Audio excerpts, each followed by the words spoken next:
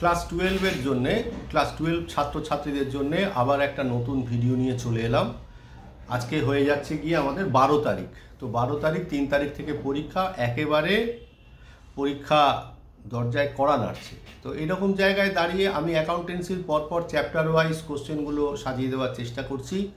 তার মধ্যে আমি বিভিন্ন অঙ্কের যে চ্যাপ্টারগুলো রয়েছে তাতে করে ইস্যু অফ শেয়ারের 4 নম্বরের অঙ্কগুলো এর আগেই সাজিয়েছি। এবারে আসছি 6 নম্বর অঙ্কের জন্য। বেশ কিছুটা দেরি হলো তার পেছনে একটাই কারণ, বিভিন্ন ক্লাসকে পড়াতে হচ্ছে, তাদের সাজেশান তৈরি করতে হচ্ছে, সেসব নিয়ে একটু চাপের মধ্যে রয়েছি। তো আপ্রাণ চেষ্টা করছি খুব দ্রুত এই সপ্তাহের মধ্যে রেশিও অ্যানালিসিসটাও দিয়ে দেওয়ার জন্যে।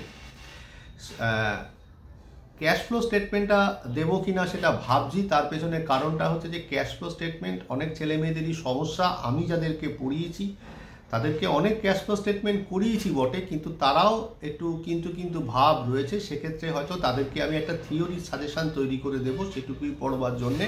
এবং আমি আমার বেশ কিছু ছেলেমেয়েদের যাতে সাইকোলজিটাকে বুঝে আমি চেষ্টা করেছি তাদের চ্যাপ্টারগুলো বেঁধে দিতে, যে তারা কোন চ্যাপ্টারগুলো পড়বে।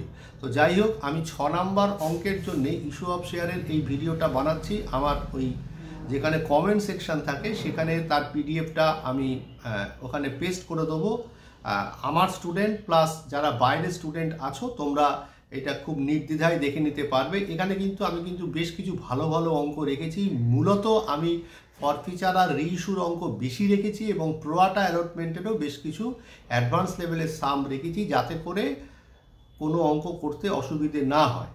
এই ভিডিওটা আমি আর দীর্ঘায়িত করলাম না, তার কারণ তোমরা পিডিএফ ফাইলটা দেখে নিয়ে প্র্যাকটিস করতে শুরু করো।